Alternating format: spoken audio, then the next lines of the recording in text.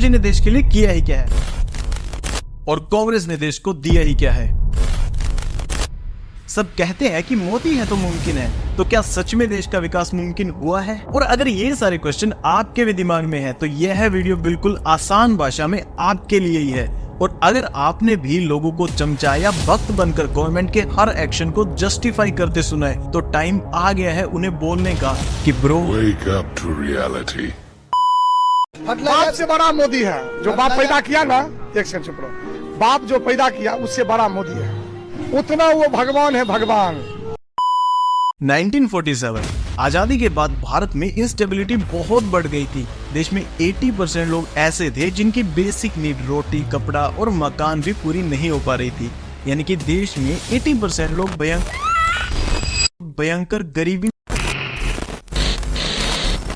में जी रहे थे। इलेक्ट्रिसिटी की पहुंच बहुत ही लिमिटेड थी। देश में सिर्फ 16% लोग पढ़े लिखे थे और खेती के लिए भी कोई इरिगेशन सिस्टम नहीं था। और इतनी अनस्टेबल कंडीशन में पंडित नेहरू जी ने देश को बुनियादी ढांचा दिया, जैसे भाखड़ा नागर डैम, हीराकुंड डैम और नागार्जुन सागर डैम, जिससे बिजली और इरिगेशन सिस्टम में सुधार हुआ। IIT और IIM की शुरुआत की लिटरेसी रेट को सुधारने के लिए।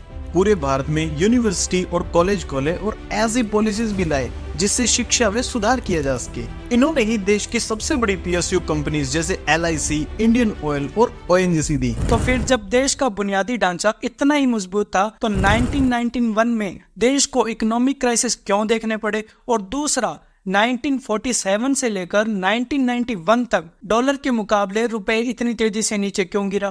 नेहरू जी का इंडस्ट्रियलिज्म का विजन बहुत अच्छा था। अगर किसी देश में इंडस्ट्रियलाइजेशन होता है तो लोगों को रोजगार मिलेगा, इंडिया का GDP यानी कि ग्रोस डोमेस्टिक प्रोडक्शन और इंडिया का एक्सपोर्ट तेजी से बढ़ेगा, जिससे कि डेप्रिसिएशन यानी कि डॉलर के मुकाबले रुपए की कीमत पर कंट्रोल हो पाएगा।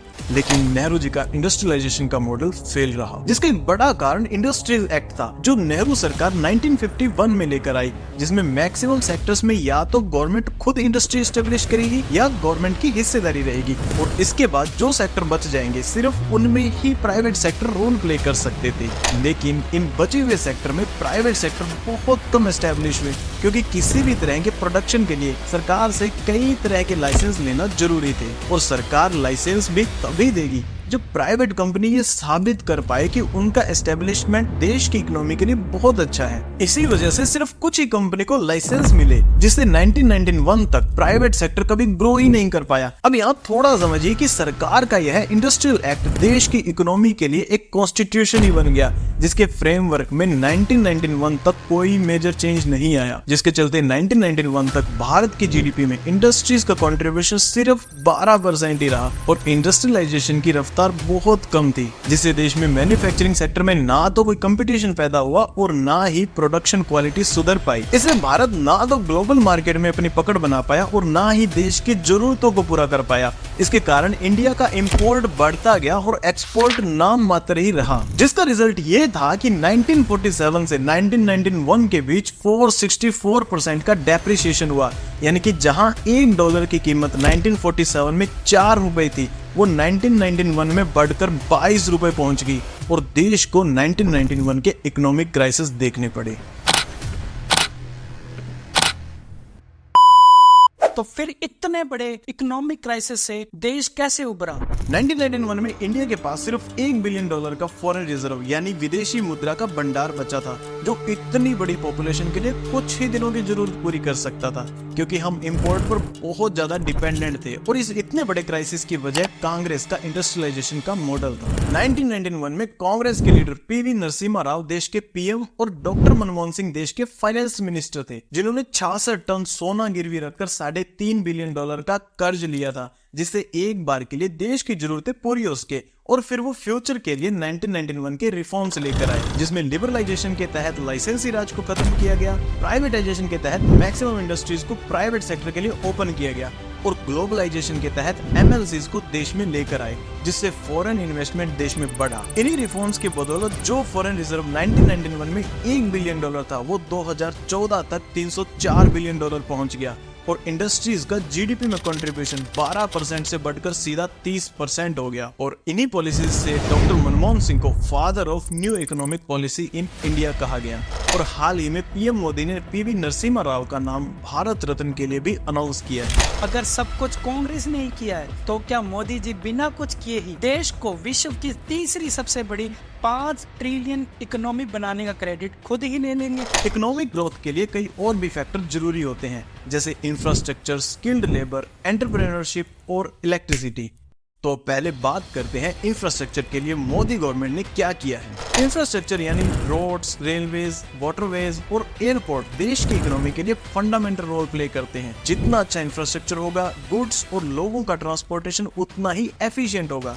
देश में लगभग 85% पैसेंजर और 70% गुड्स का ट्रांसपोर्ट सड़कों के माध्यम से होता है। और 1947 से 2014 तक देश में सिर्फ 91,000 किलोमीटर की हाईवेज बनी थी। इस दौरान कांग्रेस 54 साल से भी ज्यादा सत्ता में थी, जबकि 2014 से 2023 तक बीजेपी के कार्यकाल में यह आंकड़ा 1,45,000 किलोमीटर हो गया। यानी पिछले 9 सालों में लेंथ ऑफ हाईवे 60% तक बढ़ गया है। 2014 में 12 किलोमीटर प्रतिदिन की एवरेज से रोड बन रही थी, जो कि 2015 से 2021 आने तक एवरेज रोड कंस्ट्रक्शन एक दिन में 36 किलोमीटर पहुंच गया। इसी कारण से इंडिया में पूरा रोड नेटवर्क चाइना के 55 लाख किलोमीटर के रोड नेटवर्क को पछाड़ते हुए 67 लाख किलोमीटर का हो गया है। और अब ये भी जान लो कि जल्दी ही यह सबसे बड़े यूएसए के रोड नेटवर्क 68 लाख किलोमीटर को भी पीछे छोड़ देगा। अब अगर रेलवे की बात करें तो 2014 तक सिर्फ 25 शताब्दी ट्रेन चलती थी और मोदी गवर्नमेंट ने 3 साल में 50 नई वंदे भारत ट्रेन शुरू की है, जो 2024 एंड तक 75 हो जाएंगी। 2014 तक भारत में सिर्फ 74 एयरपोर्ट बने थे, जो आज 148 हो गए हैं, जिन्हें मोदी गवर्नमेंट ने अगले ही साल तक 220 करने का लक्ष्य रखा है। अब हम बात करेंगे दूसरे पॉइंट यानी स्किल्ड लेबर की,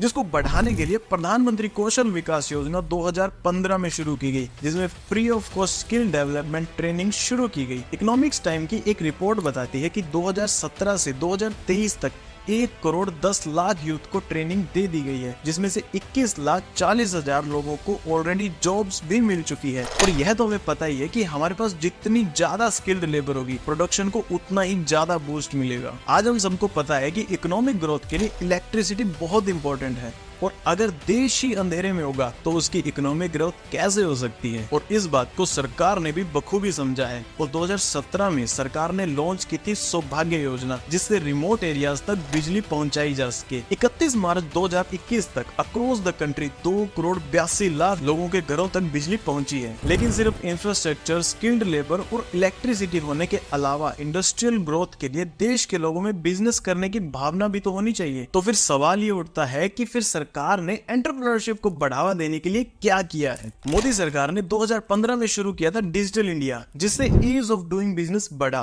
क्योंकि इंटरनेट के जरिए युवाओं, महिलाओं और रूरल कम्युनिटीज ने ग्लोबल मार्केट को समझा, जिससे नई नई अपॉर्चुनिटीज मिलनी शुरू हुई। और डिजिटल मार्केट से उन्हें समझ में आया कि अपने प्रोडक्ट की मार्केट रीच को भी बढ़ाया जा सकता है, लोगों का फीडबैक भी मिल सकता है और पैसे का लेन देन भी डिजिटली आसान है। और फिर 2020 में शुरू किया गया आत्मनिर्भर भारत मिशन, जिससे इनोवेशन और एंटरप्रेन्योरशिप को बढ़ावा दिया जा सके by providing financial support. Feb 2022 में टाइम्स ऑफ इंडिया में पब्लिश आर्टिकल के हिसाब से 40 लाख लोगों को आत्मनिर्भर भारत से फायदा पहुंचा है। और मेक इन इंडिया जो मोदी सरकार ने 2014 में लॉन्च किया था, जिसके चलते नए लार्ज स्केल और स्मॉल स्केल में मैन्युफैक्चरिंग बढ़ी और ग्लोबल मार्केट में बेचना आसान हुआ। मोदी सरकार ने इंफ्रास्ट्रक्चर, इलेक्ट्रिसिटी, स्किल्ड लेबर और एंटरप्रेन्योरशिप के विकास में बहुत ज्यादा सुधार किया है, जिससे भारत जल्दी ही तीसरी सबसे बड़ी इकोनॉमी बन जाएगा। और ये मैं नहीं कह रहा, ये कहना है टाइम्स ऑफ इंडिया में पब्लिश IMF यानी इंटरनेशनल मॉनेटरी फंड की रिपोर्ट का, जिसमें बताया गया है कि आज भारत विश्व की 5वीं सबसे बड़ी अर्थव्यवस्था है और 2027 तक भारत विश्व की तीसरी सबसे बड़ी इकोनॉमी बन जाएगा। तो क्या मोदी जी भारत को तीसरी सबसे बड़ी आर्थिक व्यवस्था बनाने में कामयाब हो पाएंगे, या 2024 में देश उनको दोबारा मौका ही नहीं देगा? कमेंट में जरूर लिखें। जय हिंद।